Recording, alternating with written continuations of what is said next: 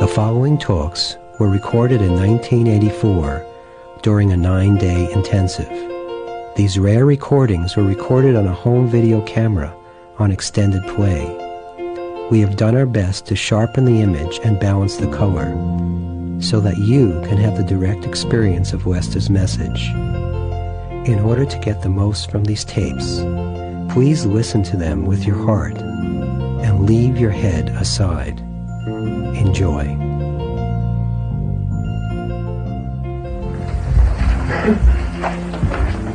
In a way that will help you identify better with that which you really are. And with a lot of helpful hints on how to identify with the real you, the you that never ever changes, the you that's whole, complete, perfect, the you that you're trying to get to in everything you're doing, the you that you're looking for where it isn't, externally.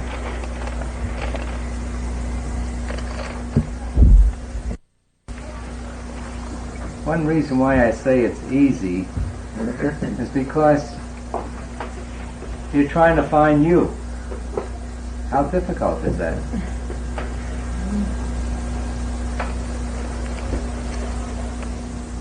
Also, you're every moment experiencing the real you. Plus every moment looking away from it. But you can't help but experience the real you. And you say, I, that's it. I am. It's the beingness that you are that is you.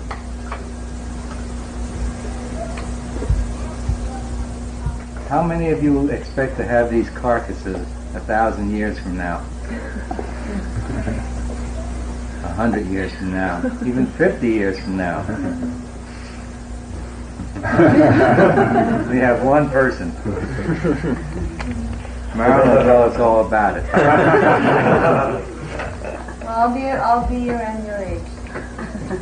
You'll be plastic though, Marilyn. You stay 18 all your life. You want to. I'll change.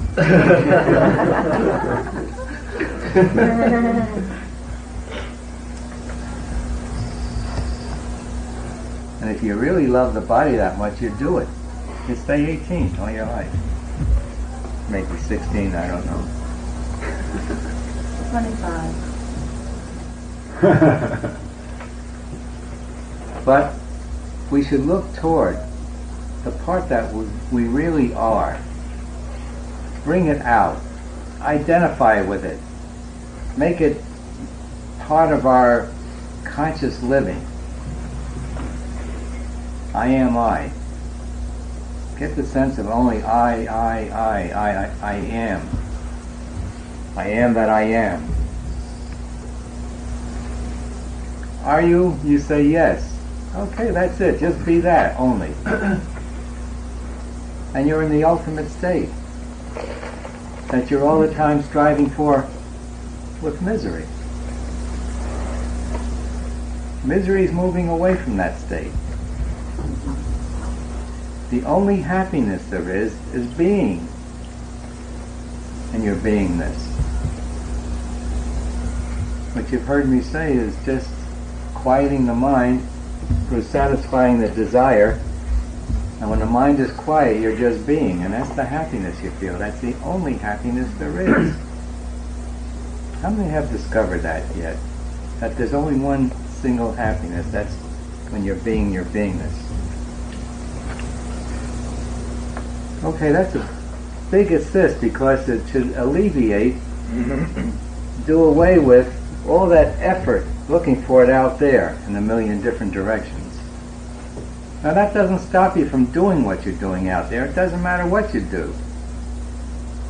What matters is your attitude toward it, your understanding of it. But it sure makes life easier when you identify with your beingness. try to get yourself placed on the scale of where you are. It's good to see yourself objectively, which you're probably discovering with the TV. There's a double benefit you get from the skits. One is when you start, all your garbage, your emotions come up for releasing.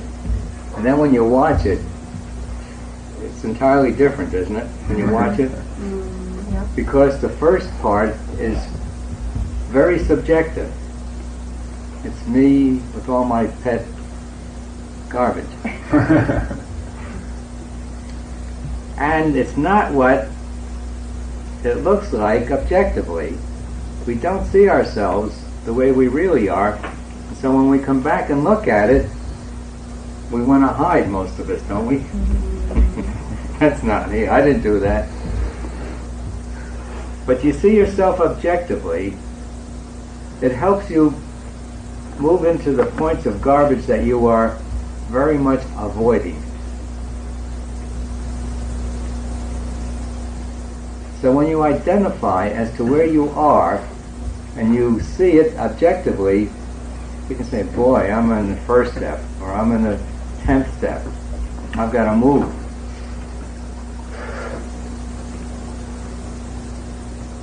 So identifying is part of seeing yourself objectively.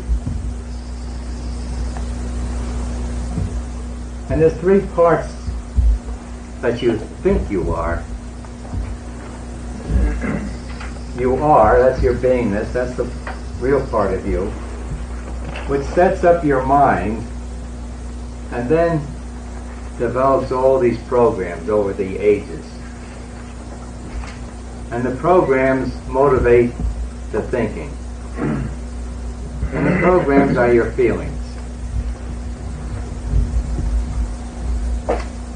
I don't know whether any part of the world of psychology and psychiatry today accepts feelings as programs. They're so blinded as to what they are.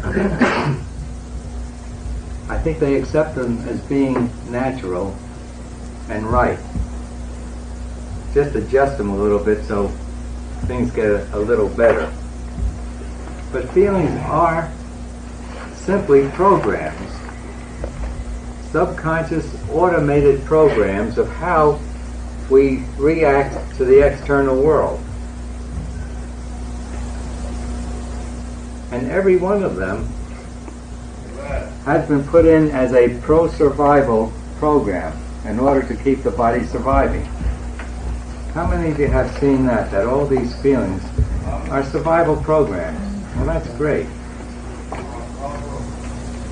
You get to see how silly it is when you're trying to survive a situation that you are eternal in.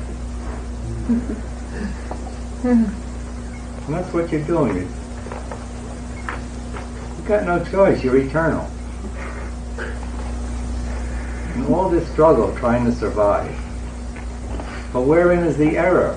What are you trying to survive? The carcass. As I used to say, if you're driving around in a car, it's your case. It's got you closed in there. So has this car case.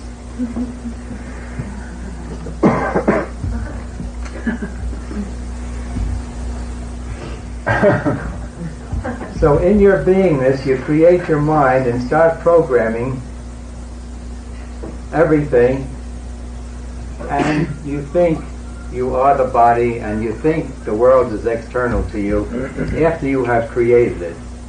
You let go of remembering that you created this whole thing. It's all created here in your mind.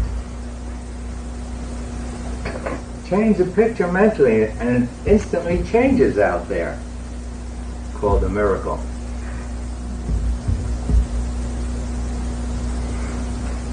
I believe most of you have experienced instantaneous changes out there. How many have experienced? What am I talking for? You know.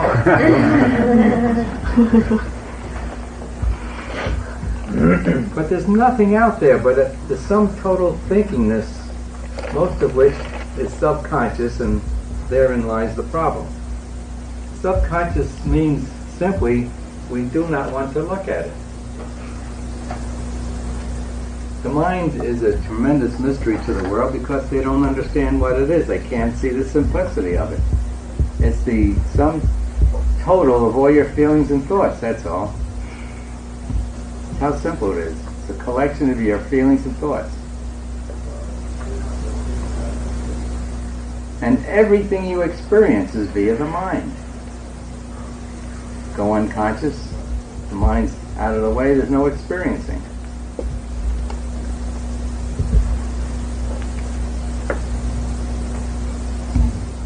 So try to identify where you are at.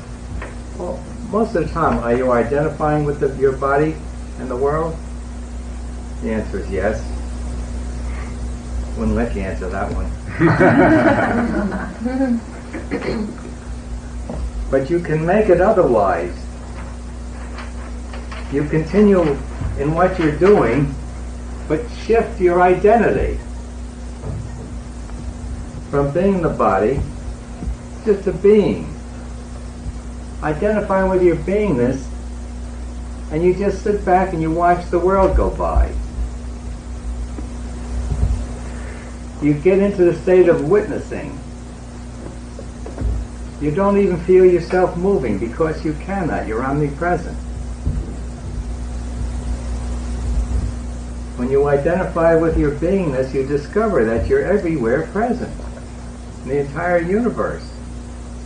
And should you choose, you can take a look-see anywhere in the universe without moving because you're there. You don't even have to do astral travel. You're omnipresent. Astral travel is in the mind. Astral body, mind are almost one and the same thing.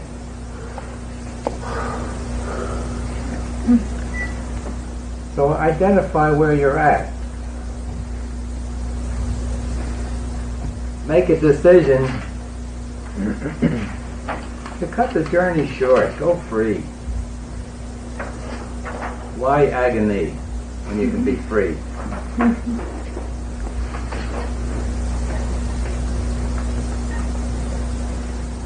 So the real you is the beingness.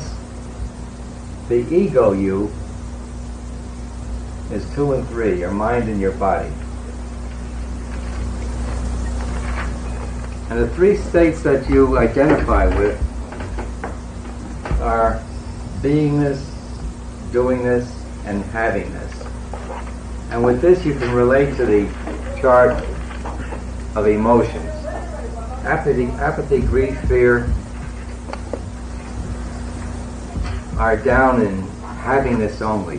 When you're down there, you think your welfare, your wherewithal depends on how much you can have, and you spend all your time trying to make and have. You move up into lust, anger, pride, courageousness. You move into a doingness. Instead of thinking your welfare lies in having, you feel you got to be a doer. Of course, that's an advanced state. Only 5% of us are doers. 95% of us are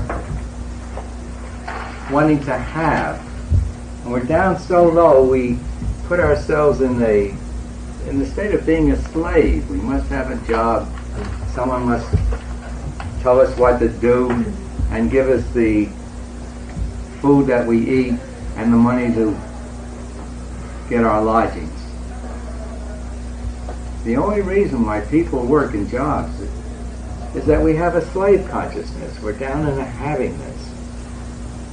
Apathy, grief, and fear. That's where most people are riding the majority of times. Move up into courageousness, pride, anger, and lust. Then you get to be a doer, which is a much freer state than being a slave. And when you get into the state of I can do, you've got enough wish and will to move to the top. Because you discover when you're just quiet and being, that's the nicest thing there is. And with the doingness energy, you'll work harder to drop the remaining limitations, the ag flat, so that you can remain in just a be all the time. Now, that sense of beingness is not related to the world. It's related to how you look at the world.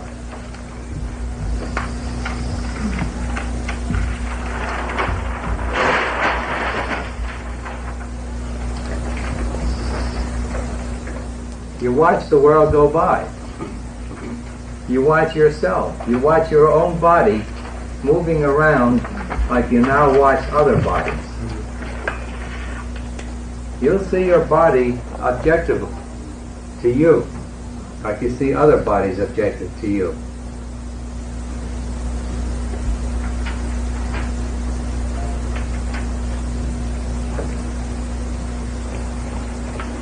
So try to move up to constantly identifying with your beingness. Hold I am, or I only. I am my beingness, I am. I am my amness. And then when you get to be a doer, the water's not going to come down, is it? When you get to be the doer, then try to see that you're not the doer. That all that is objective to you.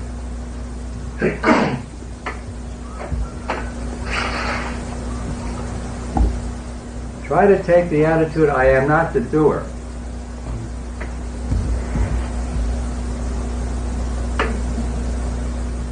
And what happens there is you let go of the ego sense of doing and shift into allowing the higher power, or whatever you call it, to do it. In religion they say, let go, let God. Can he do it? Yeah, he can do everything. When you let go of your ego sense, you automatically move into your beingness.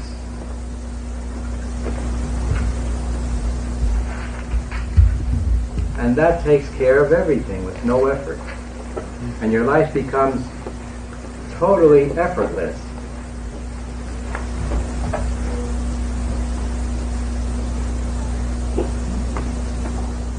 And start from taking all your happiness from you. Recognize that every joy you have is that nice, quiet place of just being, where your desires are out of the way. Even though you're taking pleasure from the world, try to recognize that that pleasure is you being you. Your mind is quiet. Now on the way, we should identify with everyone as being us. See everyone as you. And that's what happens when you see that you are beingness, and that your beingness is all beingness, so it includes everyone. So you see other people as you.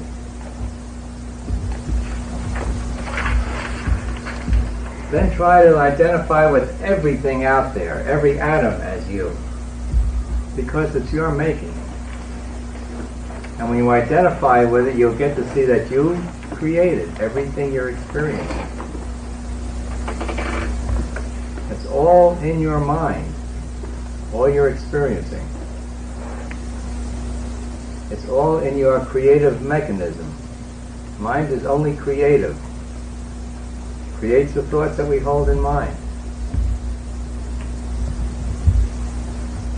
And in the end, knowing means being. You can't get to know yourself. That's two things. I, knowing myself, I am myself. So the ultimate knowing drops away into being.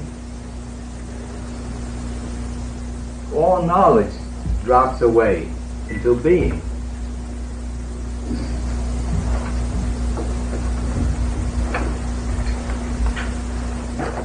You let go of all the accumulation that you spent lifetimes accumulating in the way of knowledge, because it's all lesser knowledge than omniscience. It's all limited knowledge, limited by the mind. And you let it go, and you discover your omniscience, your all-knowingness. After which you don't have to work hard thinking. There's no more thinking. You're knowing. And in knowingness, there's no thinkingness.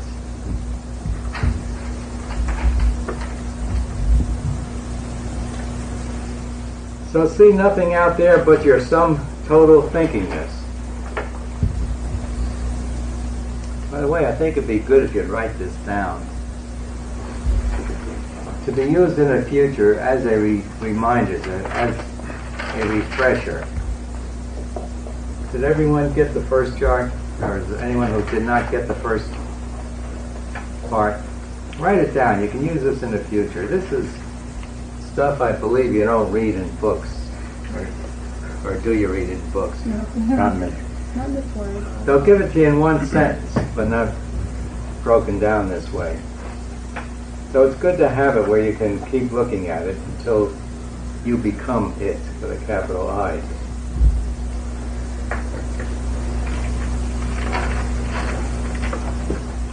This is taking responsibility for everything that happens to you. What did I do to cause this awful thing? Develop that habit, and your initiating thoughts will start coming up, and you'll release them. And so that negative happenings out there will stop. The less negative happenings, the more positive happenings, the quieter your life is, the easier it is to go on. If you're constantly being plagued by death facing you, it's difficult to release. But if your life is easy, you're in a better place to release. You're not so fearful of your programs anymore. You'll be able to allow up the bottom program of the fear of dying, the fear of living, and release it.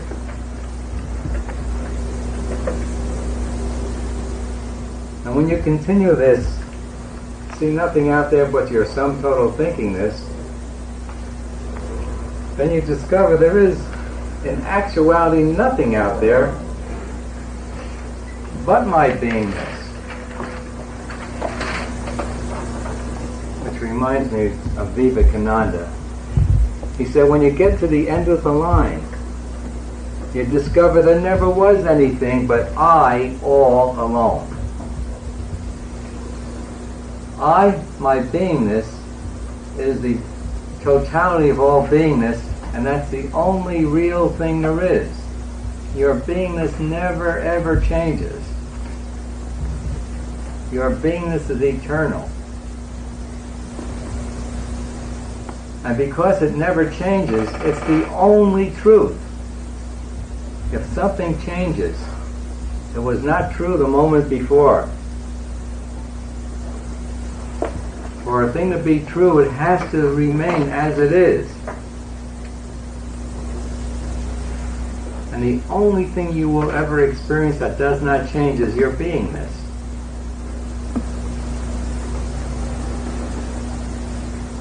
Which you are right now. Identify and move toward your beingness. And you reach the point where you begin to see no objectivity. Nothing's apart from me. There's nothing out there but my sum total thinkingness. You are me. Every atom in the universe is me. Is what you will see as you identify with your beingness. Here we're trying to scratch for little pieces of it, and the totality of it is ours. It's our creation.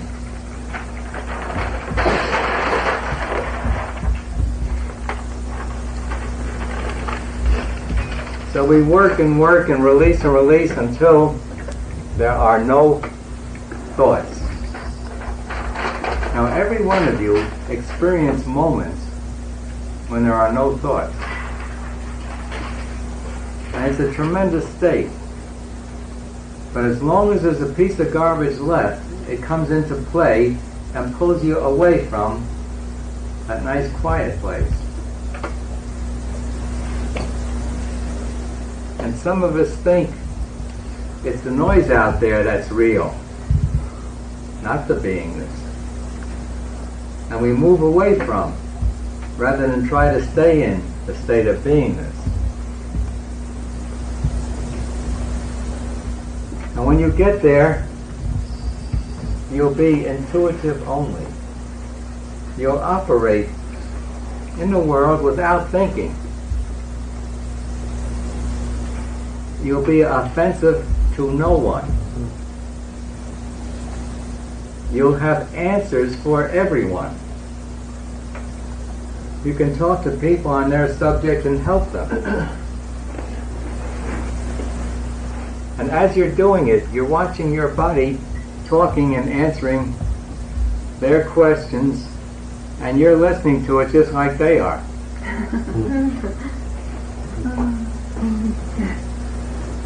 Sometimes you say, wow, that sounds good.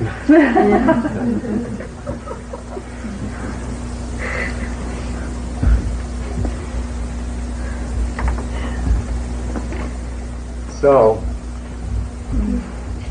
do not identify with your body and mind. What's left? Your beingness. Your isness. Your are-ness. Your amness. Your existence-ness. That's the part of you that's real, whole, complete, perfect, eternal. That's the part of you you're struggling to get to in everything you're doing. You'll never rest until you get there.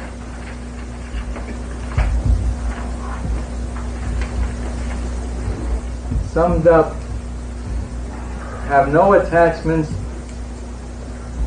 and no aversions, and you'll have everything. You'll have the all. The universe will be yours. Why? It's your universe. You created it. It was yours in the first place. And this is a little bait. Because you're wanting so many things, I'm telling you, you can have a piece of real estate, you can have the whole world, you can have all the other world, you can have the omniverse if you release. Because it's your creation. You could duplicate and make two omniverses. But of course, when you get there, why do you want to carry that load on your back? You don't. You let it be. And you just remain identifying with your beingness, which is the greatest thing there is, barring none.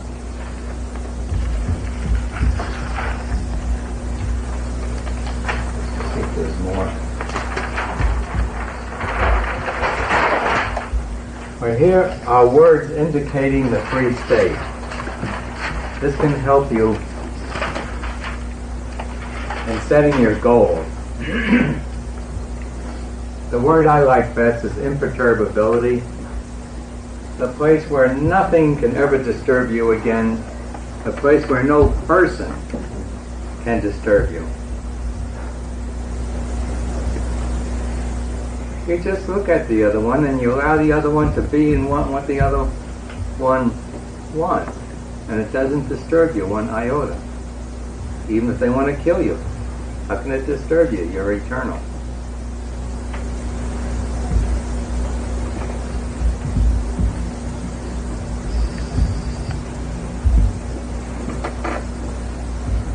The greatest disturber of everything, the cause of all turbulence of the mind, perturbations, masturbations, everything, is desire. It just spins us into this tremendous swirl of what we're into. Aim for desirelessness. Aim to release all your desires.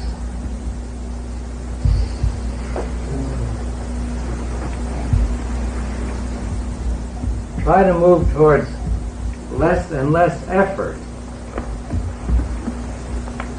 Now, of course, you've got to move up out of the having the state into the doing the state before you try to make things effortless. But when you let go and identify with your beingness, things become effortless. And as I guess most of you have heard me say, every impossible, no matter how impossible, becomes immediately possible when we are completely released on it. And you know you're completely released when you just don't give a hoot. Could you say it again, Lester? I just want to write it down again.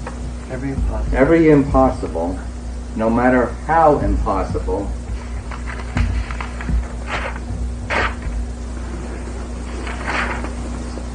becomes immediately possible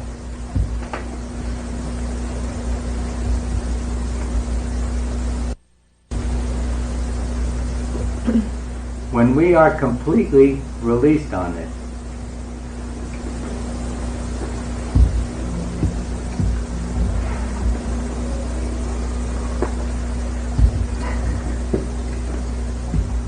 And you know you're completely released when you just don't give a hoot.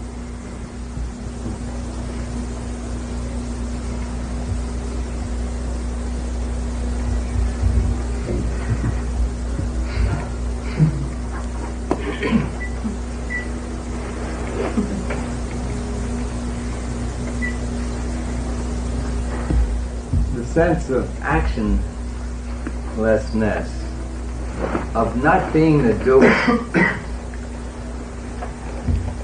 Work toward that. And toward witnessing everything that's happening. Sit back and be the witness of it. But when you reach the top, all these things are in place. That's the way you will be.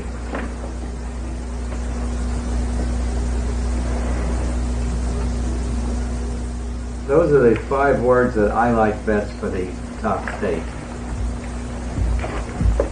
You might have some other words you could add to it.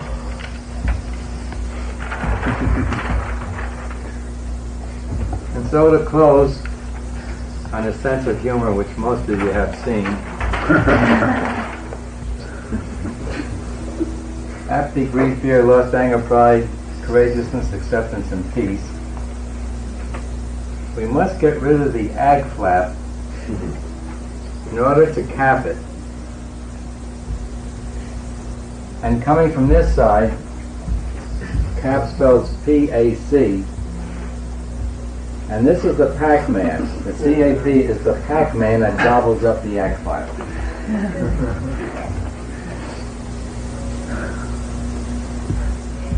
But you need to get up here to gobble that up completely. It's from the high points that you'll reach down into suppressed fear of dying. Allow it up so you can let it out.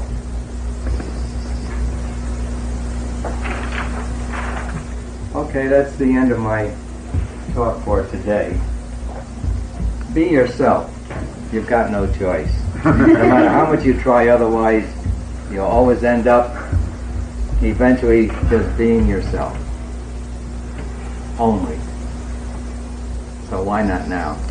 Why take time? Okay, thank you.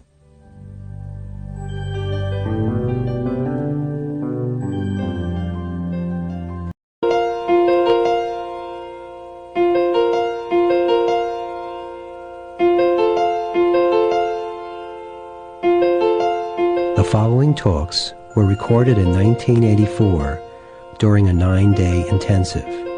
These rare recordings were recorded on a home video camera on extended play. We have done our best to sharpen the image and balance the color so that you can have the direct experience of Westa's message. In order to get the most from these tapes, please listen to them with your heart and leave your head aside. Enjoy. Morning. I'll take you on the major roller coaster ride that we are on and have taken. It's interesting, your daily lives are roller coasting all the time. It might be that the archetypical thing was the original roller coaster ride. But we should know intellectually the whole complete picture, which when we do, I think it better helps us place ourselves, better helps us move in a direction of getting off the roller coaster. If you can imagine it, life should be straight line, not even that, a point, just never move, never act, never do, and that is the ultimate state. Yet if you have concocted a body or bodies, they go on without you doing a thing. Your body moves, the world moves, and you do not do a thing. You just sit back and watch it all. So this concept of being still, being a point, or better than that, being every point without moving, does not take away from you your dear, dear world that you hold on to for life, which is your nemesis. So, I know some of you have seen this before, probably more than once. But if there's anything I do, it's say the same thing over and over and over and over and over and over and over and over and over again. And I wonder, why don't you hear me? Or if you do, why don't you just do it? And the doing is really undoing of the doing, so you can remain still and just be and be and be and be. Does that remind you of a song? If I could be and be and be and be, if I could be. The musicians need to change the lyrics a bit.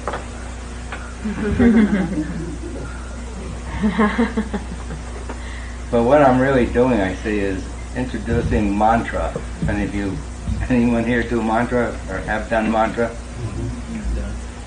Okay, I'll give you some. If I could be and be and be and be. I ain't got nobody.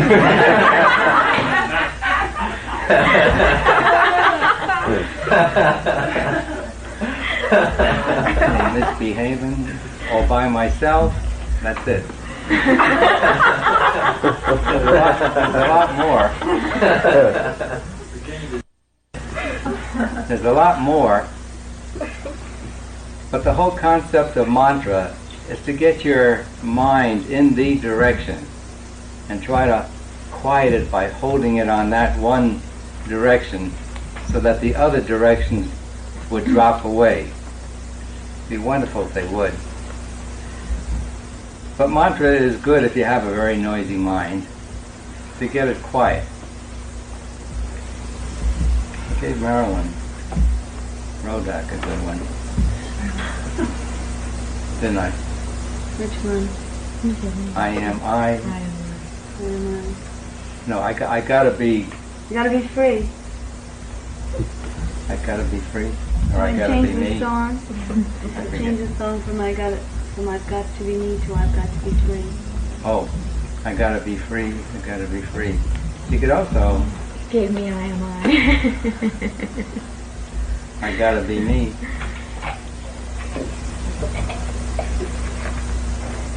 I don't know how that would fit for you. But the one I like best, I just heard, I am I, I am I, I am I.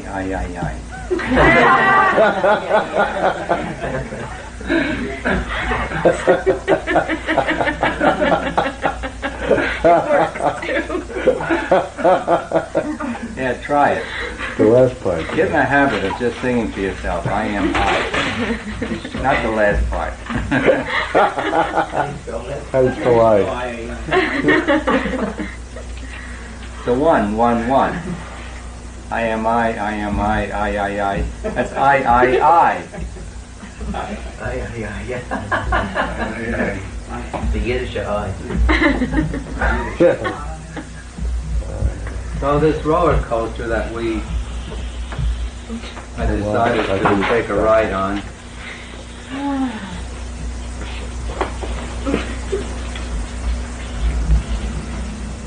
we start off in being only beingness, if you can imagine what that's like, and you cannot. The mind cannot see beyond the mind. Mind is a come down from beingness.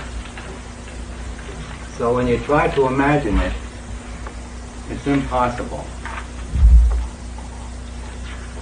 But how many of you have experienced just being your beingness? I'd like to see a show of hands.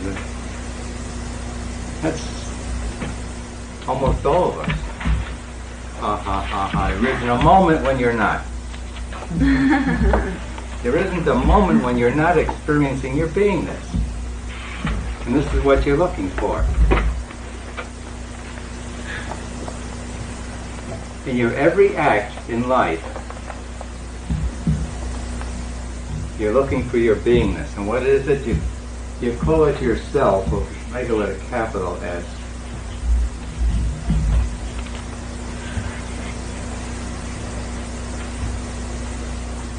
When I am just myself only, I am my beingness. And you can't help but be yourself. You cannot help but be your beingness. So what do? We take a sleigh ride, or a coaster ride. At this nice, even, perfect, wonderful spot, we start moving out, and we take a real downward ride. Go to a bottom.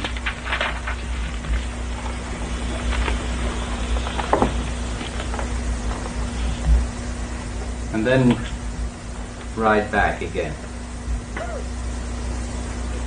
In this all perfect state of beingness, in order to get into difficulty, we create what we call our mind. So right at the beginning here, we set up a mind. It's only an instrument to separate.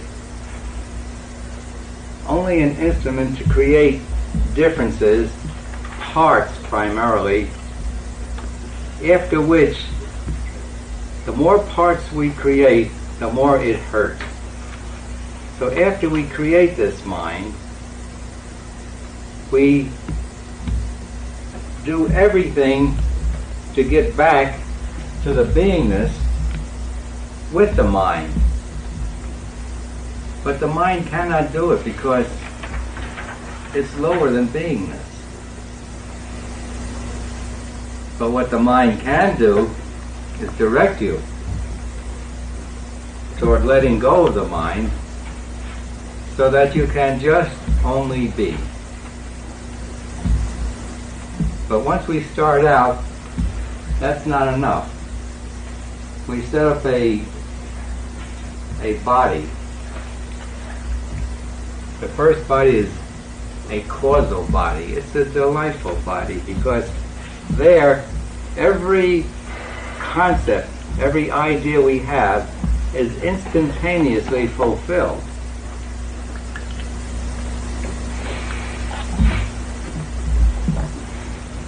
Every concept is instantaneously fulfilled. And there's not too much motivation to get out of that causal body. And yet it's relatively easy to do it, to go back up. But what we do is we make a denser body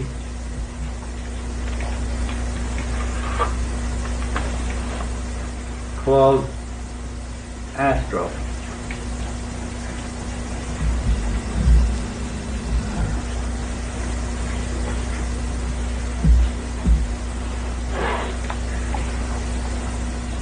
And here's where we really hang ourselves. I'm putting the neck right around that line. When we get down to the physical.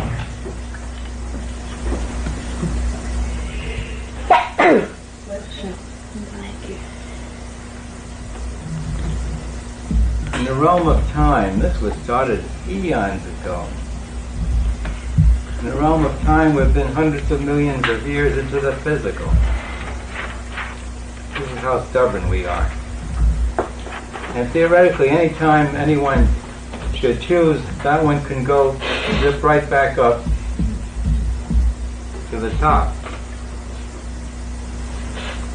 But as you've noticed, you get so caught up in your toys, in your externals, you just don't want to let go. And so we develop all these externals more and more and more. And the more we develop, the heavier we feel. The slower we get, the slower we move. Until you hit bottom, the state we are in, the physical.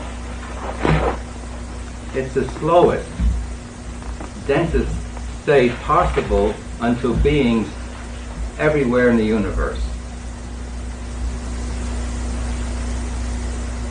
We cannot go slower, lower, denser than we are right now. So that's a great place to be. We're halfway through, and we're actually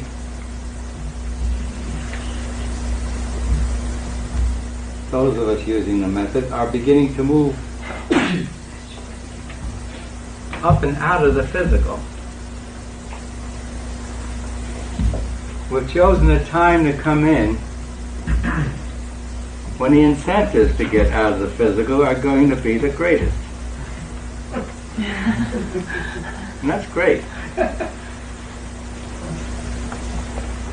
Because it's when all the props are knocked out, all the external props are knocked out, that we say, enough. And we go back home. Home is up here.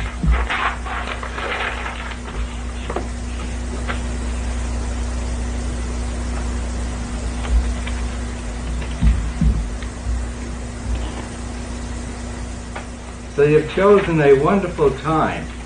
You couldn't have chosen a better time to come into the physical realm.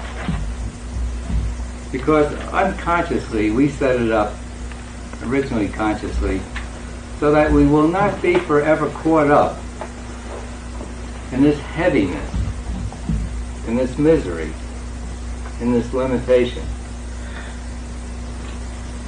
And when we set it up, we could see ahead of time that you get so blinded you don't know where you're going. And so we set up the automatic protective stops. That's the physical, set up so that the physical can't work anymore. Then we have to go back up. There's only one way to go. Up, when all the props are out.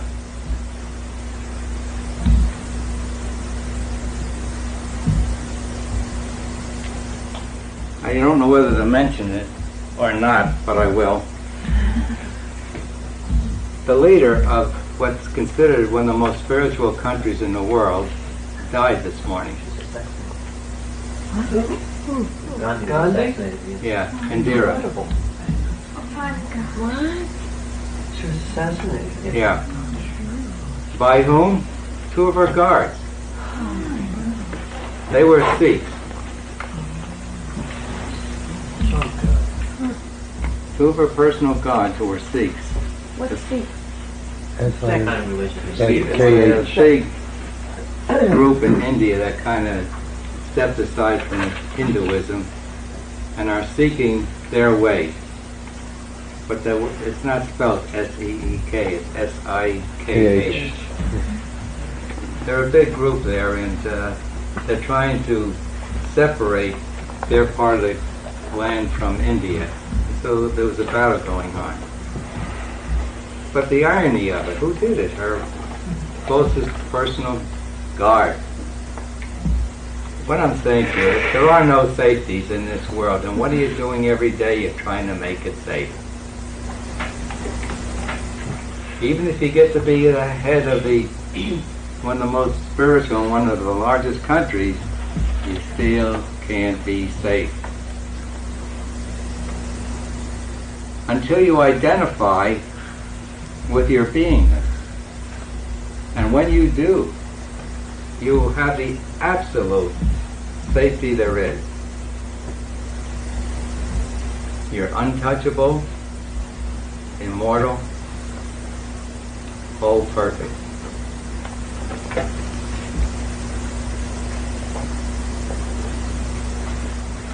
So try not to hold on to this physical carcass with the intensity that you do. Start looking towards moving up.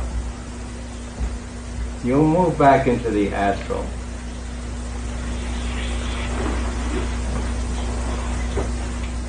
When you get up there, it's different from here. Here you're looking in a downward direction all the time. Here, you keep your direction up.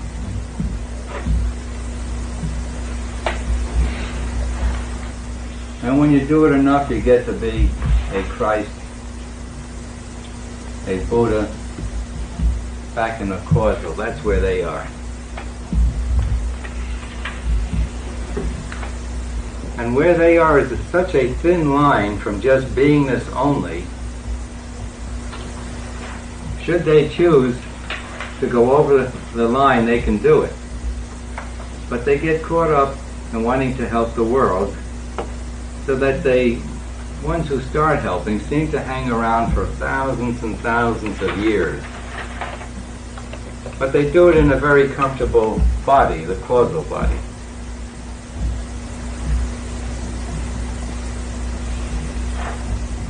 So, be caused. Of course. And what about you, Lester? Are you in the causal? Mm-mm. If I were in the causal, I wouldn't be talking to you. When I say you, I mean the world. I sat in it for years.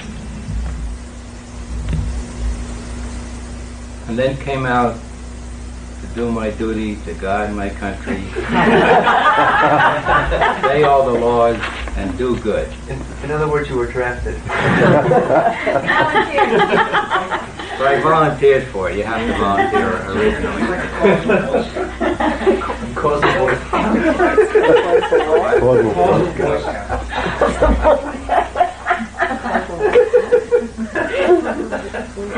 Being prepared. But once you sit in that quiet state,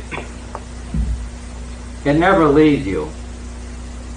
And it's extremely difficult to stay with the noise. I still have to use radio, news, read the newspapers, know what's going on in the world and so forth, because if I don't, I just automatically float up. And if you would ask me questions, I'd look at you and just smile.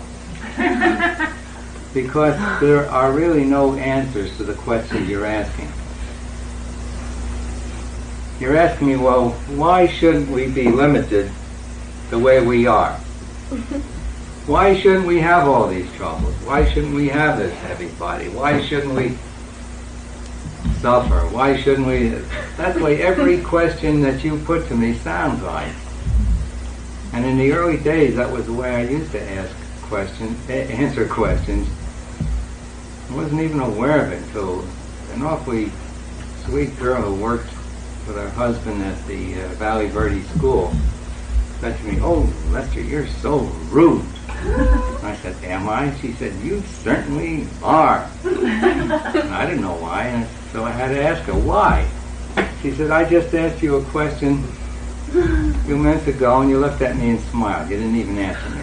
Then I asked you a second question, and you did the same thing. Then I asked you a third question, you did the same thing. That is rude." And I said, "Gee, she's right, but I still don't think it's rude." I said, "Could we ask them over again?" She didn't want to. But I did try to answer her questions more so. And then I came back. This happened in Phoenix in a restaurant. I came back to Sedona. I asked closer ones, "When you ask me questions sometimes, do I just look at you and smile?" And they said, "Yeah." I said, "Why didn't you say something about it?" This was Reverend Lindsay. He says, "Oh, I understand." And another fellow told me the same thing. It was only then that I realized I was not answering the great majority of questions, but I was answering, see, where I was coming from, with a smile.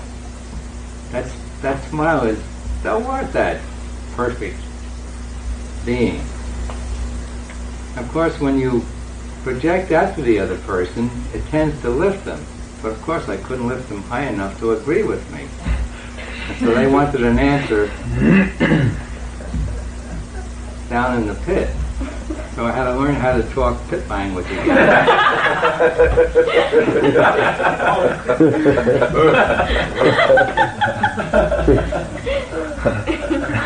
That's good. And So this is all pit talk, huh? Is that when you moved to New York, Leslie? what? Is that when you moved to New York? Oh no. That was back in the early 60s. I began, I think it was really 68, I began watching TV.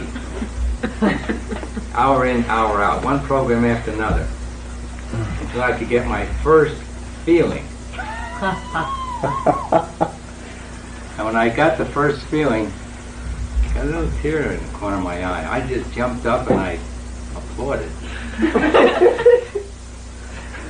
But it took me until 1968 before I could do that, from 52 to 68. Now back in 52 I knew I would be doing what I'm doing. I had the whole picture. When you're there, there's no time. You can see back a million years, forward a million years, or tomorrow. But I saw the picture and I knew I needed to come back. And it took me 18 years to get into the realm of thinkingness. Whereas it took me 3 months to get out of it.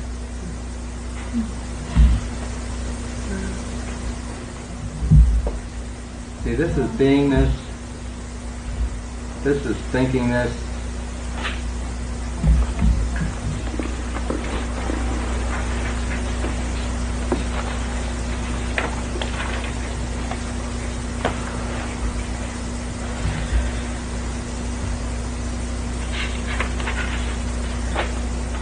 This is more of doingness. You're quite active there. And incidentally, when you dream, and you see your body, that is your astral body. And that astral body is the matrix for the physical body. So it looks exactly like it. Matrix means what? Matrix? Center? Mater. Mother. Like a blue.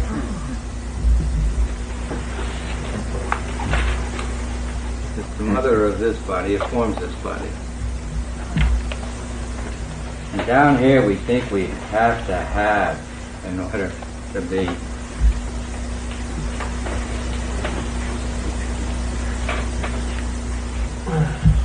We start gathering the infinite universe back together by trying to own one plot, then more and more and more. And then when we think we have the world like some of our leaders do, they want to take in the moon. And this week NASA was talking about Mars. They think the Russians will probably get there before us. If you get Mars, then you want the whole solar system. After that, you want the rest of it when you're in the realm of happiness.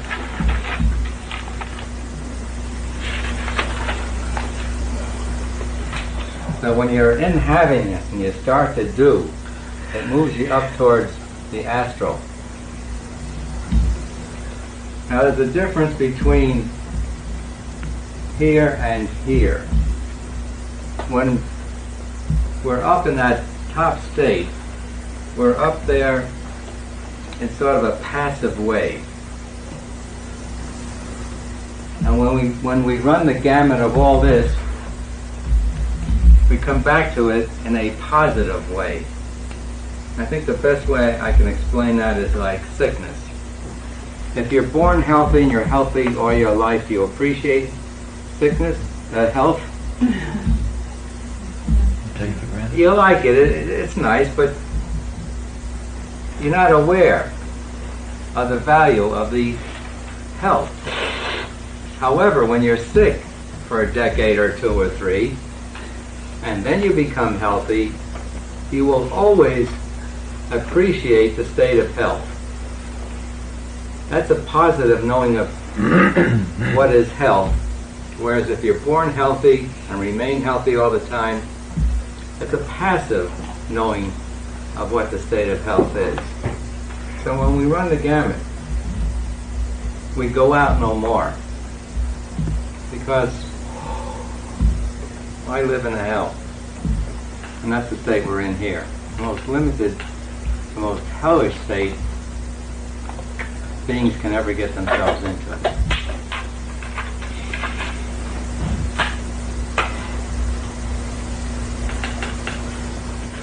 Because we're down here, we have a tremendous advantage. When you're in hell, the advantage is the incentive to get out of it.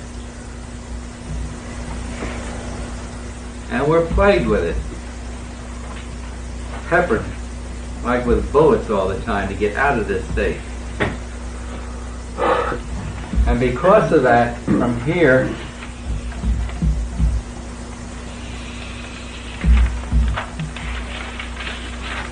we can go straight all the way back home when we so decide. Now, I'll tell you this, once you get up into these nicer realms, you'll take eons to go all the way. Things are nice. Everything falls into line. You're conscious of the fact that you're going up without incentive to do it.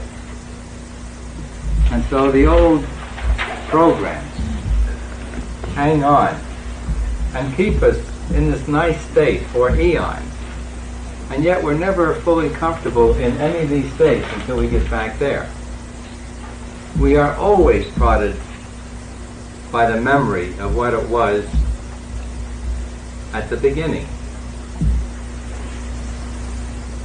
So to avoid the endless, you see, when you're in these states, you're highly sensitive. The majority of the time, everything is wonderful, but when things are not you feel them far more intensely than you can feel now. Your feeling is totally concentrated on whatever that feeling is when you're up there. And by comparison to the harmony you're living in, it's extreme.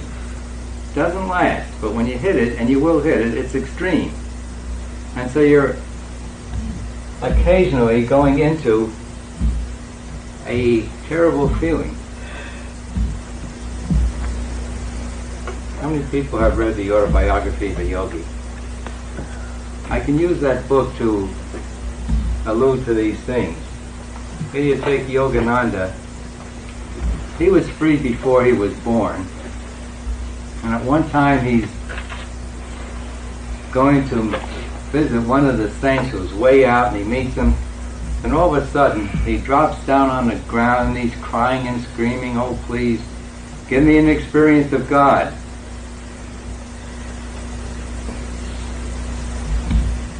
From the high state, when you go into that non-godly state, it's excruciatingly painful. He threw himself on the ground, was screaming, he was writhing with the agony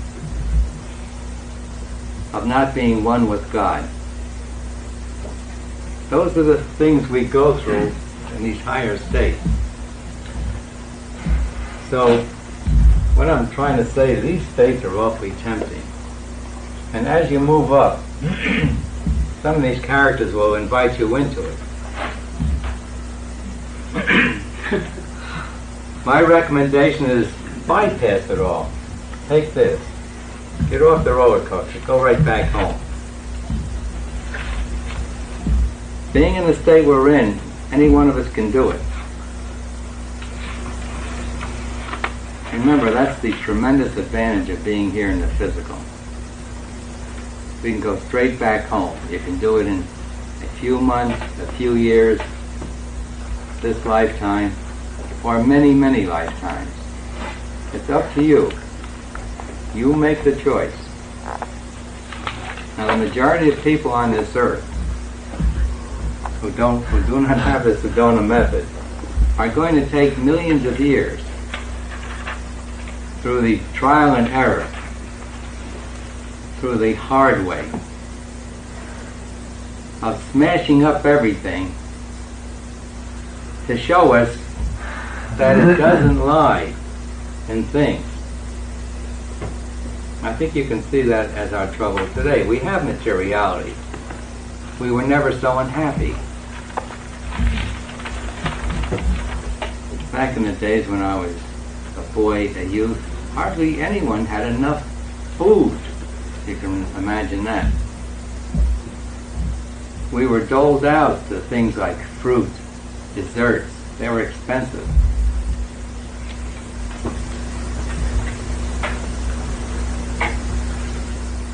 Things like cars, TVs, radios, airplanes, boats. A very small percentage, probably less than 1%, of us had those things back in those days. But today, everyone has more than what the wealthiest man had back then. And we think material things will bring happiness. And we still do. We still go after them.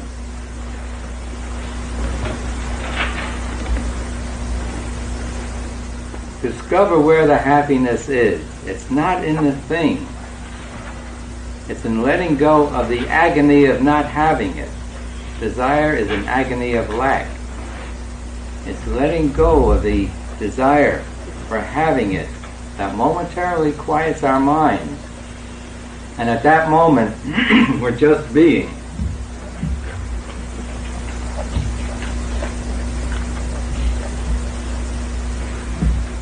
Discover wherein lies your happiness. You'll stop wasting your time. You'll stop pounding your head on brick walls. And you'll go direct for where it is, right where you are. It's just you identifying with your beingness.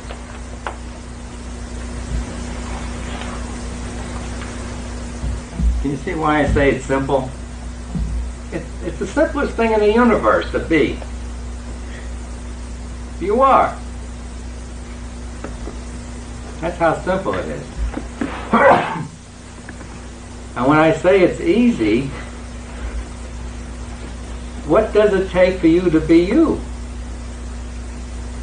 Nothing.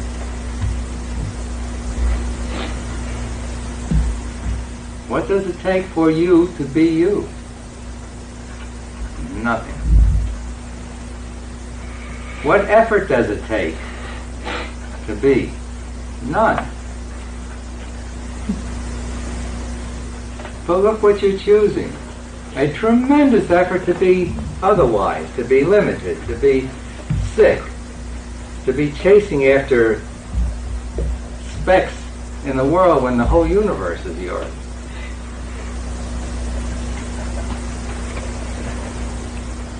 So it is simple. It's you. You're beingness. And it's easy because you're there now. Effort got nothing to do with what I'm talking about. Effort is all the commotion you go through to be what you are not. An extremely limited physical body. Spending almost all your time trying to keep it surviving. Even though it's so obvious that the body does not survive, everyone's spending 99% of that one's time trying to keep the body surviving. It's a no-win proposition. And still we go after it. You see how brilliant our minds are?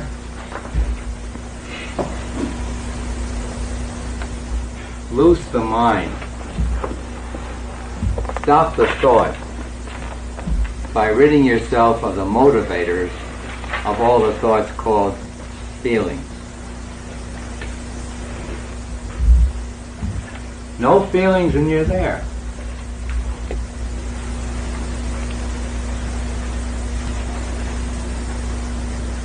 See how simple it is? Now when you so decide to let go of your feelings, it's easy. It's an accretion that takes tremendous effort to hold on to it. Become effortless right now and you're free. Let go of all your effort. Every ounce of it is trying to be limited, trying to be what you are not.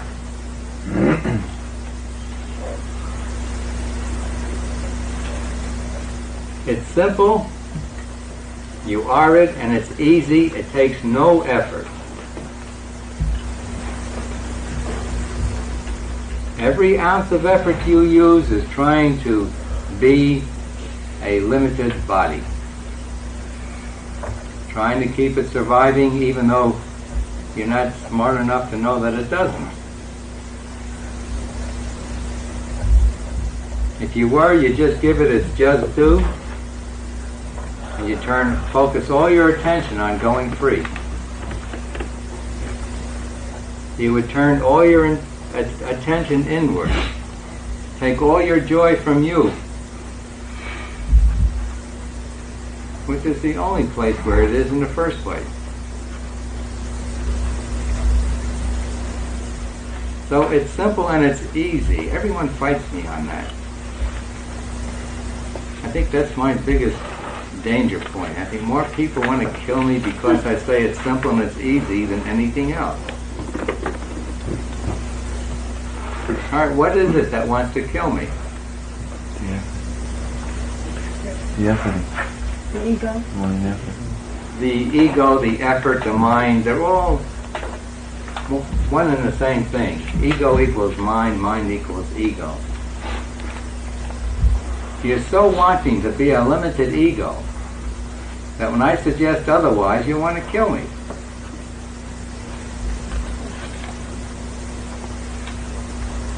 Isn't that silly?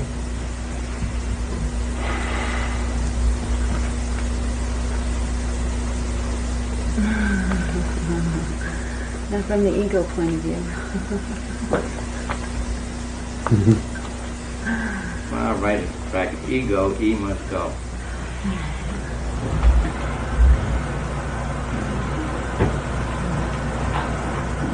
I don't know why everyone chooses to hang on to the misery. And as long as you're trying to get your joy from this world, for each ounce of pleasure you take, you get pounds and pounds of pain. For each ounce of pleasure you take, you get pounds of pain. Putting it another way, for each ounce of pleasure you take, you get pounded with pain.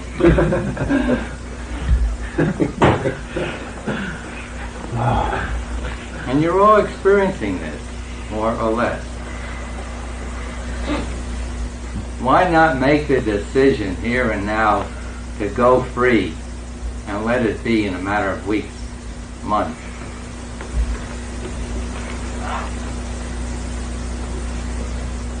And then to bait you, I say, if you want to have anything without effort, if you're free. You want to do, you can do anything without effort, if you're free. So there is no giving up. There's only a taking on more and more and more until you're infinite.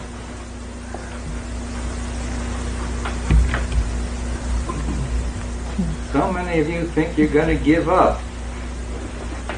You give up like you do with food. You give up your misery. That's all you give up.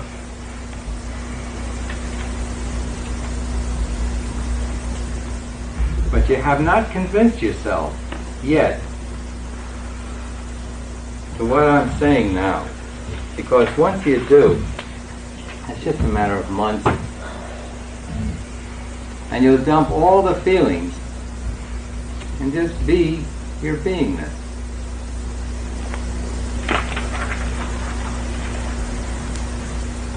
Okay, I've taken you on the roller coaster ride, the main one. Of course, what we do on these rides is we impose another roller coaster. Down here it's really sharp. So on our way up, we're going to see that we have a choice to go into the astral and the purple.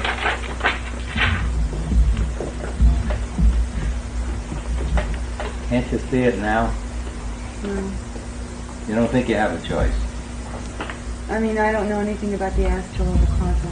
I didn't experience that. It's all in the mind. You're experiencing both of them right now. When you have an idea and you see it through to completion the moment you have it, that's done by the causal part of you. When things happen immediately, that's done in the astral part of you. Like in a night dream, whatever you think is immediate. And when it takes time and years, you're in the physical.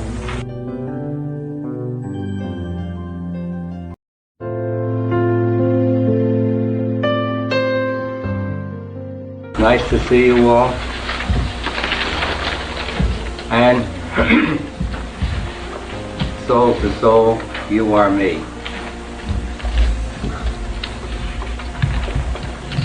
I hope 1986 is the year of almost total freedom, if not total freedom.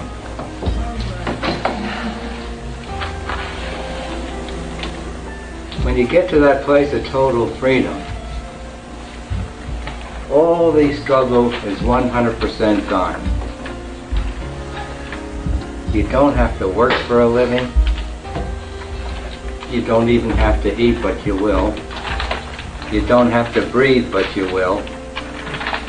You just sit back, and in that greatest of all states, you'll just watch the world go by, knowing the one and only absolute truth. that which is ever changeless, that which is forever. And it is simply your beingness, which you have right now, but are looking away from.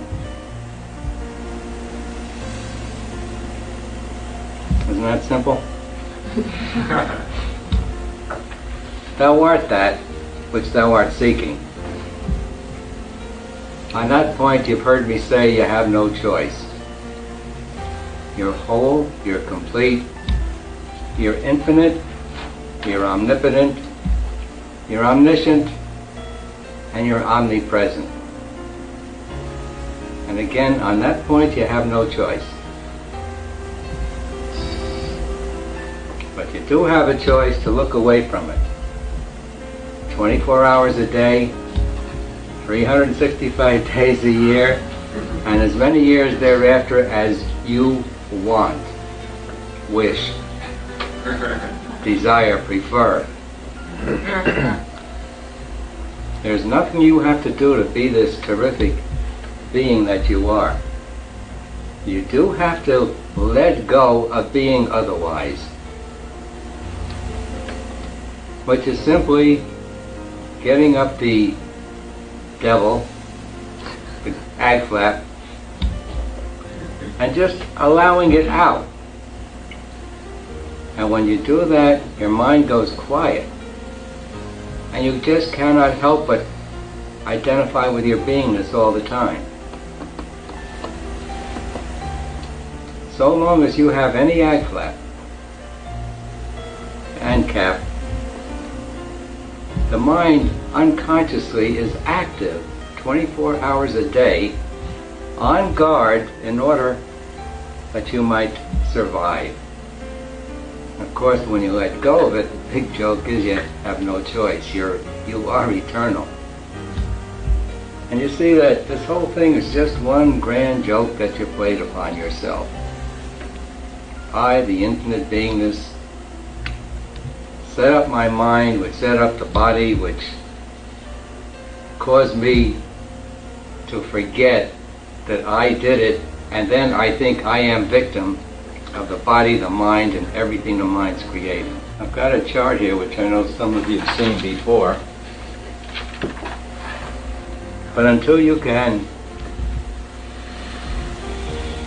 just remain up here, it bears repeating again and again until all this knowledge is your knowledge. This wonderful great being I was just talking of is the real you. It's simply the experience of I am. If I say to you, are you? And you say yes, I say that's it, with a capital I. Don't do anything else. Just be that. Just be your beingness. But you don't do it, because you have programmed in to the computer called mind all these programs that are feelings that motivate all your thinking, that are artificial, unnatural, and should not be there. Everything you're struggling for in life, all this happiness, is right here where I am. Every ounce of joy you have is when you let go of a desire enough so that the mind goes quiet, so you can just be, and that's the happiness you're feeling. It's not the person who helped you fulfill the desire so your mind could go quiet. It's the quieting of the mind that's the happiness. It's not the thing that you created a lack of and then undid the lack. Your mind went quiet and you felt very happy about it. It was not the thing. It was you quieting your mind so that you could just identify with your beingness. Isn't that simple? Question, why don't you all do it? Want me to answer it? Stupid, stupid, stupid. You still... What? Stupid, stupid, stupid. More than that. You're just holding on to all the limitation. You're saying, I'm this body, I am this mind, and I am a victim of everything it has created. You're just holding on to that. If you could just totally let go of it, you'd be free. Theoretically, it's possible to go free in an instant. I don't know of anyone who's done it. But you could do it in a matter of months, if you would. The 6 steps, in a matter of months, will take you all the way.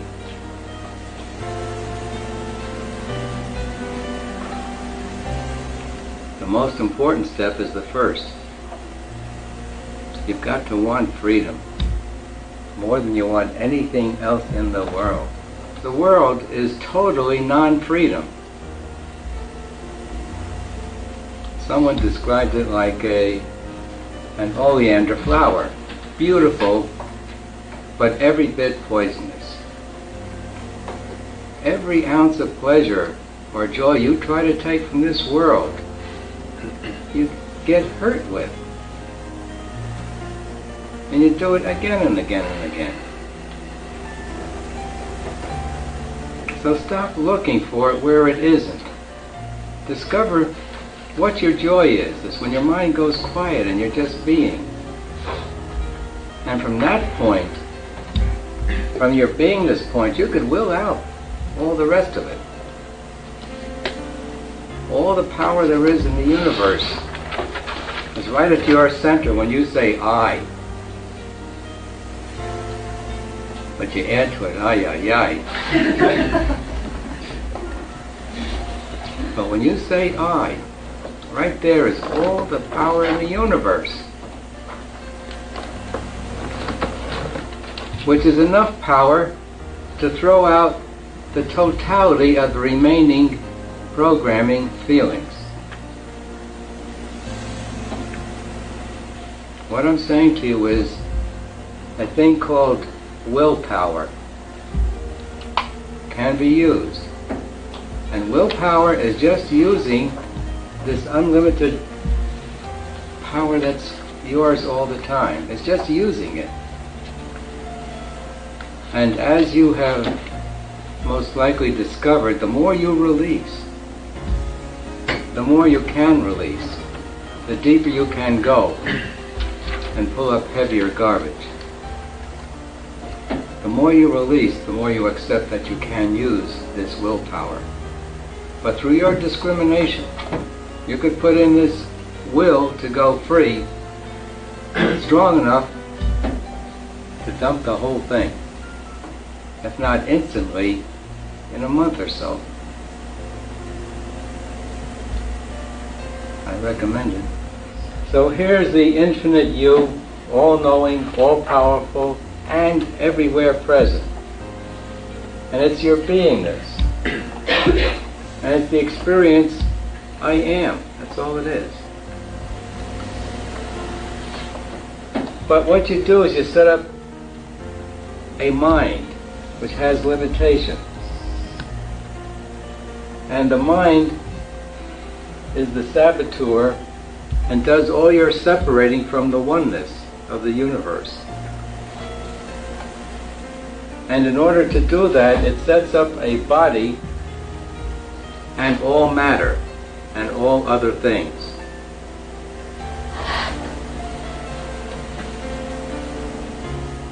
So you take the unlimited you.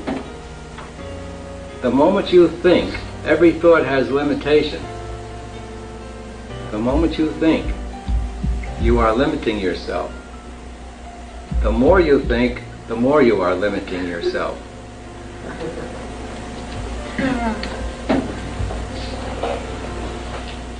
Someday you release the totality of your mind, which includes all the memory. The memory is just on guardness in order to survive. And you let that go, and from there on, you talk from your knowingness only. It's called intuition. And you can talk to anyone on any one subject and help that one advance in his or her subject. And when you experience it, you hear yourself saying things and you say to yourself, wow, that's terrific. You listen to it as it's coming out of you. You've probably experienced some of this already. But there's no memory needed in omniscience. There's no need to think in all-knowingness. The only thing you can do is voice it, if you so choose.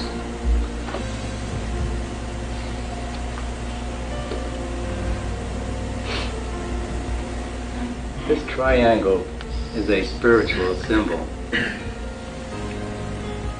They usually represent it as God descending down into man. And then the more spiritual ones reverse it this way, and then it's man ascending into God. And the two of them make up the star, the six-sided star, which is a spiritual metaphysical symbol. Now in the free state, your mind goes quiet and you have no thoughts unless necessary. You feed them into your mind and through your mind to others. But when nothing's going on, you have no thoughts. You spend your time being, and it's the nicest thing there is. And that's what feels so good to you when you release and go high. Going high is just being, that's all it is. And there's no thoughts, no feelings. All knowledge is totally available to you. And your mind is totally quiet. But as much as we get this at times, we don't think it's great enough. We hold on to this limited state because it's so familiar to us. Our garbage smells good to us. We're used to it. And we don't want to let go of it. It's familiar. It feels like home. And so we hold on to this limited state with many, many thoughts and feelings. And everything we know is so limited, we can't get the answer to anything. You take every science there is, it's changing all the time. We can't get one single answer that remains.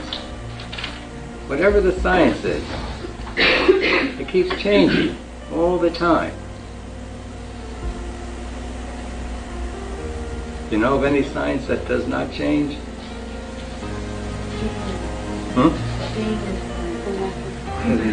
The science of man himself.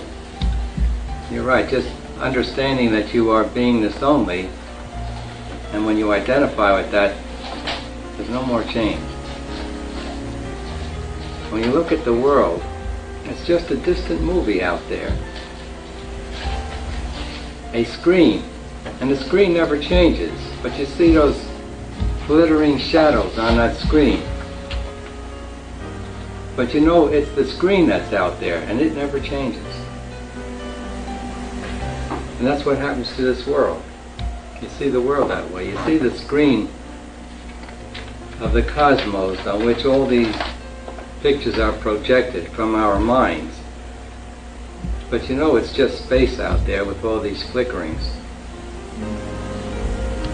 and dickerings.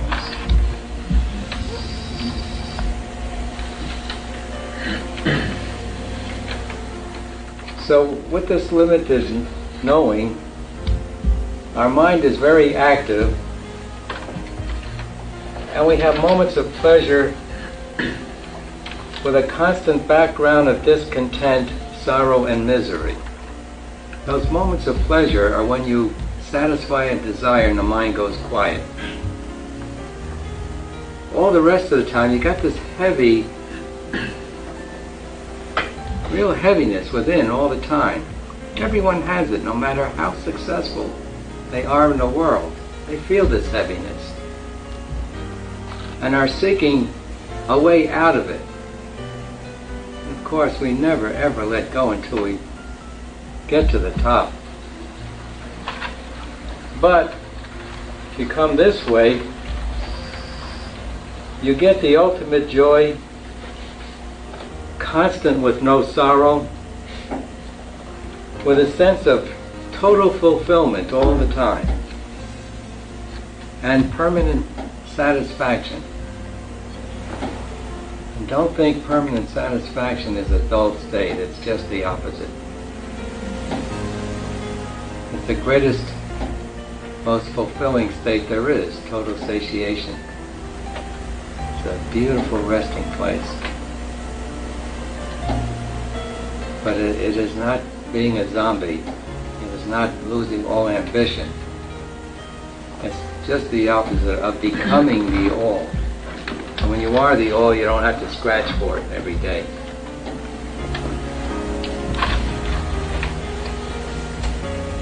And in the end, you change only in identity and point of view. You identify with your beingness only after that, and your point of view of the world is, as I described before, a moving picture projected way out there on a constant screen called the cosmos, and you're aware that the screen never changes, that the flickerings are just light and shadow, like in a movie, on that permanent screen, which is the real thing, not the light and shadow. And you'll choose to go through life maybe doing what you did before, maybe going into a field of helping others, and maybe of just sitting out the duration of the physical body. And even if you're just sitting out the duration of the physical body, if you're sitting in a cave or on a mountaintop, you're fully projecting to everyone else their infinite beingness and unconsciously supporting them in their going free. So even those who go free and don't become active in life are really helping. In fact, they're helping so much. If it weren't for these few so-called masters, this earth would fly apart. Why? The consciousness of 99% of us is such, it's really destructive. Every ounce of ag flap is destructive. Our ag flap would disconnect all the atoms of this world and it would fly apart. It's only the few free ones who are holding the perfection of everything that hold the atoms together in this world. But as we move up the scale, as the world is doing, as we move into anger, and this is what's happening in the world, we begin to express the anger, and that's what you're seeing. If we could just step over the anger and get into pride, pardon,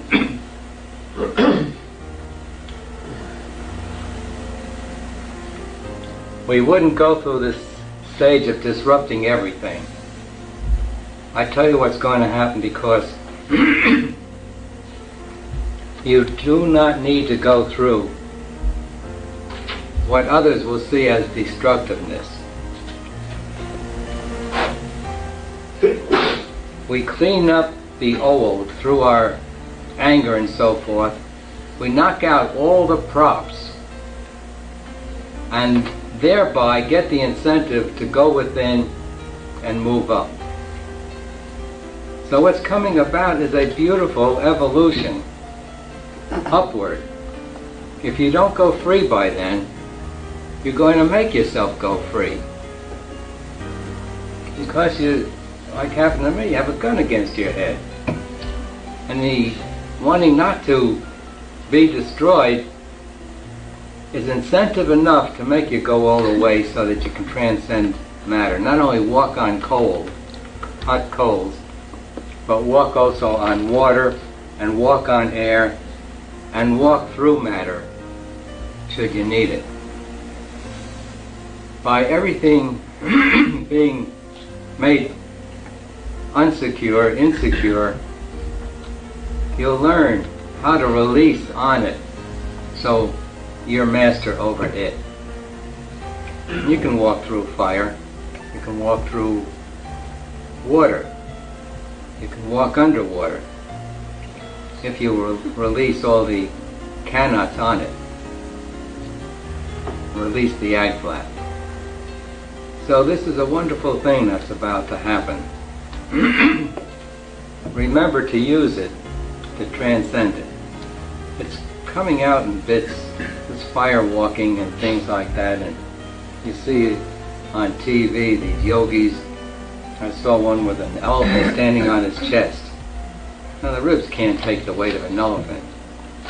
I saw them on nails and somebody sitting on top. I once saw them put a man, he was an Indian from India, on a bed of nails, a big heavy chunk of concrete on top of him, and another man with a sledgehammer broke the concrete right on him.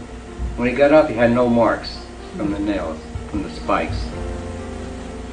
These things are beginning to come in because we will need to transcend them in the not too distant future.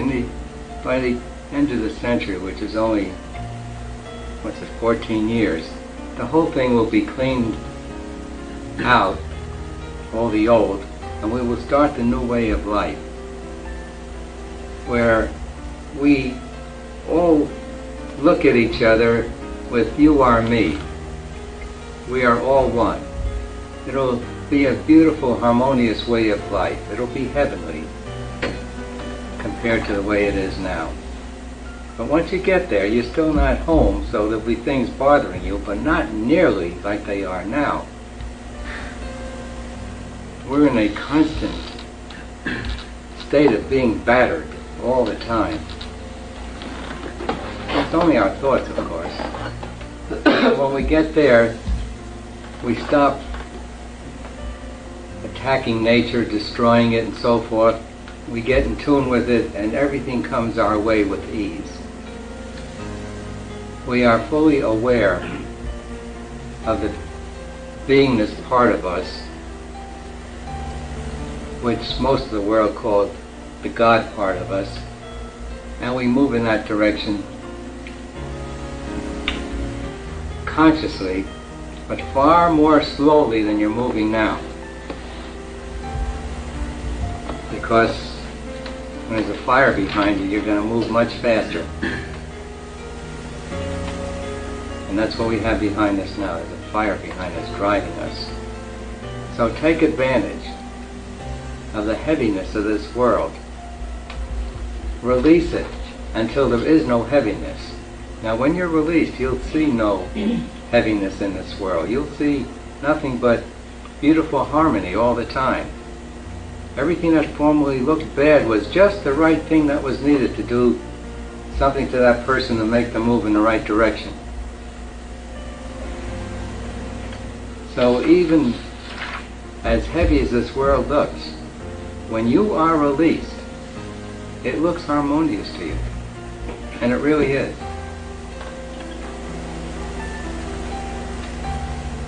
But in the next phase, it'll be harmonious to every one of us. Now, if we choose to move up and get into nicer worlds, it could take hundreds and hundreds of millions of years for us to, when we get here, to move up to here. The higher you go, the less the incentive seems to impel you to move out of your boundaries. When you live here, it feels good. Because whatever you think happens. But still, it's limitation. It'll never satisfy. You'll spend your life mostly seeking God, the all, the one, whatever you call the ultimate. We call it freedom. And you can spend eons here. But it's a much easier, nicer way of living. You suffer far less, but when you do, it's very intense. But you don't stay in it. You can easily step out of it, push it down. But it'll always prod you toward going up to here. So from your omnipresence, you can see your body like you now see all other bodies. Your body becomes objective to you, whereas now you're very subject to the body. So you'll see your body as one of the puppets out there, like everyone else's body. But you don't go out of the body. You cut the limitations of being a body, and you recognize your omnipresence. Right now, you are everywhere present in this universe. You've got no choice on that except to look away from it, and that's what you're doing. So when you move into omnipresence, you could sit here and see the whole town of Sedona. You could also at the same time see Phoenix, and at the same time see every city all the way to New York, and see everything that's going on everywhere, because your omnipresence is at every point.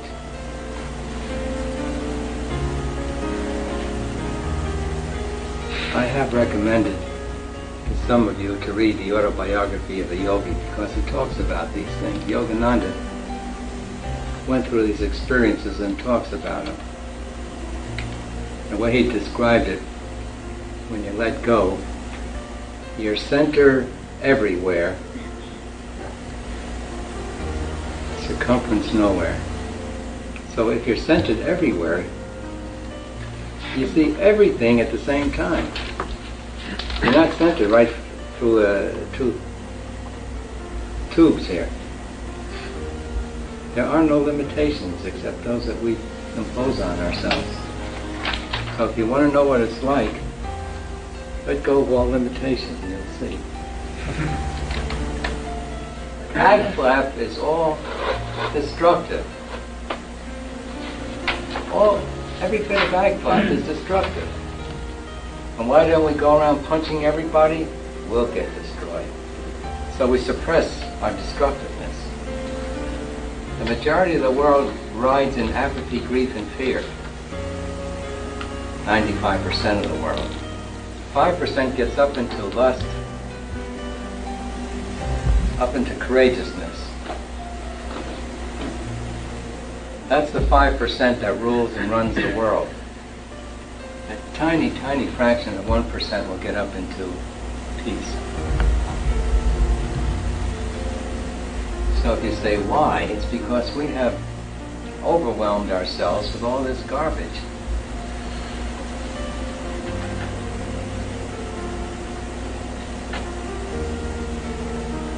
This world is a unique place in that we have more garbage than most other worlds. But that's good. You wouldn't be here otherwise, looking for a way out. Your attention is 24 hours a day on that body. It's ag flap. Every feeling is a pro-survival feeling. Have you seen that?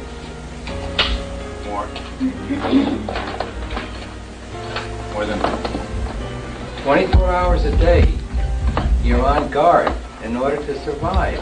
Your mind is never, ever quiet when you're trying to survive. Life or death all the time. But we don't look at it. We call it unconscious or subconscious. But every feeling is pro-survival. As you move up, you let go of attachment to this body, the importance of keeping the body surviving lets up, and you dwell more in the mind state. Now remember, you're in all those states right now, spending most of your awareness on the body. Really, the bottom line is the fear of dying. And when the feelings come up, release them until there are no more. I warn you though, if you get overwhelmed, release unapproval and control until you're able to confront your fear of dying. But it is a help in bringing up the fear of dying if you visualize yourself falling off a cliff, crashing in an airplane, walking in front of a truck, getting hit by a train, in the head with a meteor. Halley's Comet is coming close. But you can go through these things. If you're able to use it, it'll help you get rid of big chunks of garbage. If you say there's karma, there is karma. And as we set it up, it's action and reaction. You can't work it out. Because working it out is creating karma for the future. You can get above it, see that it's nothing but my mind out there, and let it go. You transcend karma, you don't work it out. Karma is taking the dictates of your ag flap. That's another way of putting it. Your ag flap dictates all your thinking. Your thinking dictates all your actions. No? I don't know, I'm talking to a psychologist. You agree to say, this is my mother, this is my father, this is my sister, and this is my brother, and I am obligated to them because of that. And they say the same thing with you. See, when you get free, you have no attachments to your family any more than you have to anyone else. See, holding someone in the mind so intently will bring you to that someone next time around. It can be love, it can be hate. We relate through love only. We are projecting our minds out, seeing the world as we see it, and no one else sees it the way you see it. You think they do. But if you want to be with them because you're supposed to be with them, or because Mama's demanding it, that's not mutual. Mama needs to release us too. The birds know that. They push their young out of the nest.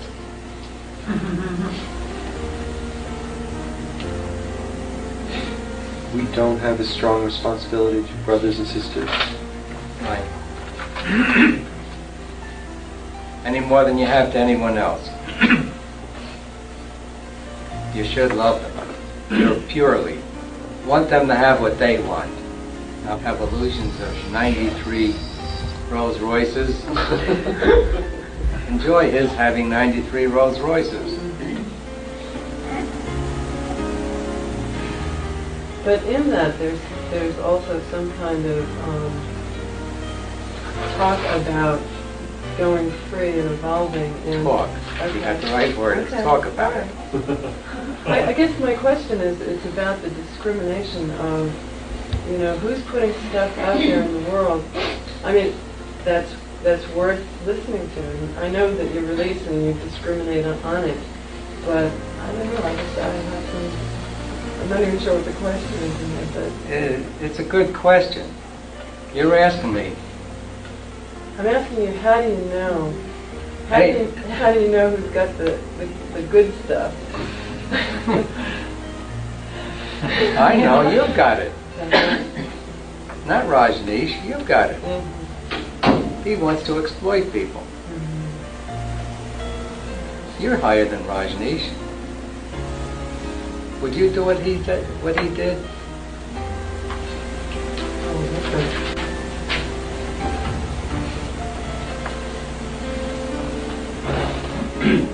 Someone wrote a book.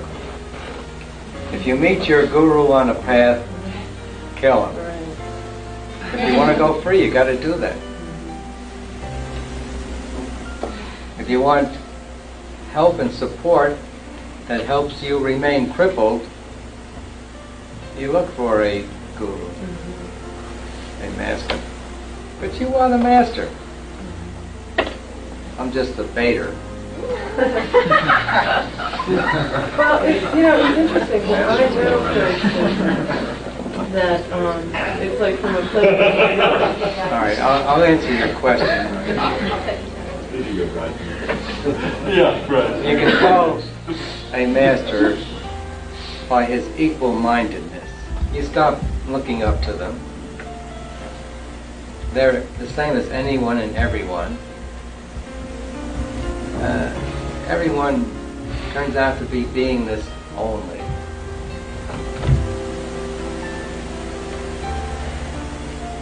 They have less attachments and aversions than the average person. They have less ag flap than the average person. Someone like Jesus?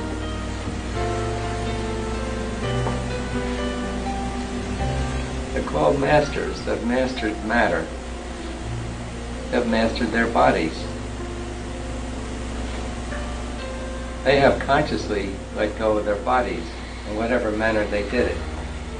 They usually do it to help others get some understanding. You're in your subtle body. The body you use in dream is your subtle body. It's your mind, not physical part of you. Whatever you think is in dream, the more you help you, the more you help others unconsciously. But if you love them, you'll let them have what they want.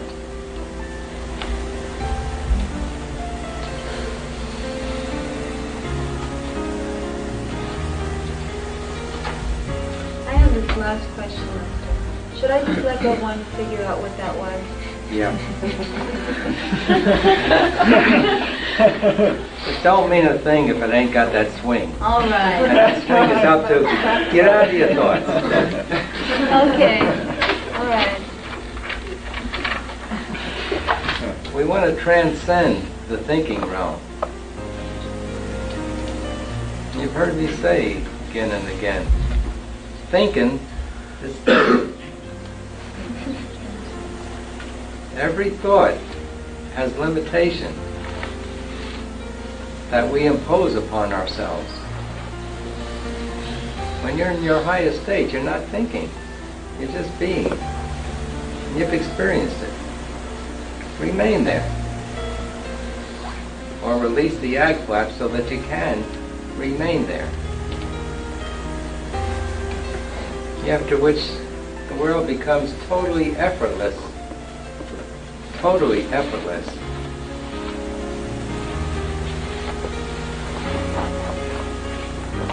All effort originates in the mind. Beyond mind, it's effortless. When you so determine, you can go free. The basic philosophy.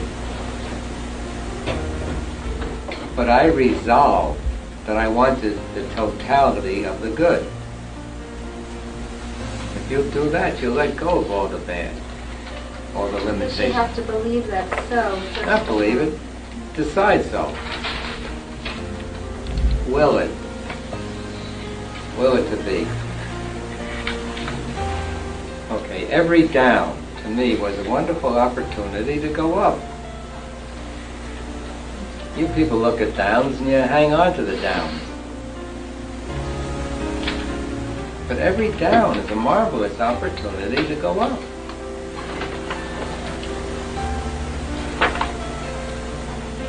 I only know that which I can do, not say. It's another one that helps me. I discovered how much we kid ourselves.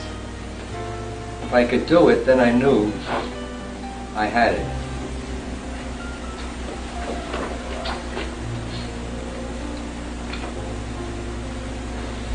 Could you say that again, please? I only know that which I can do, not that which I say.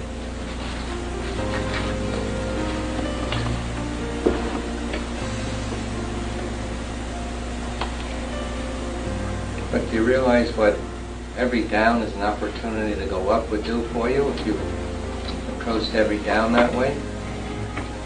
You just release every down.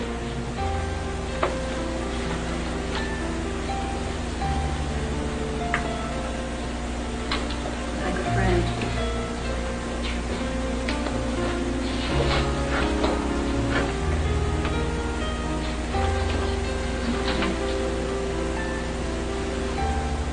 And the first thing is step number one. You've got to want it more than you want anything else in the world. That'll really take you through all the other steps very quickly.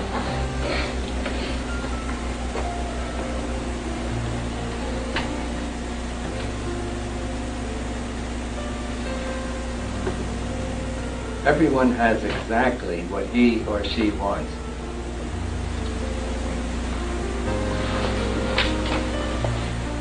If you like what you have, if you don't, release it.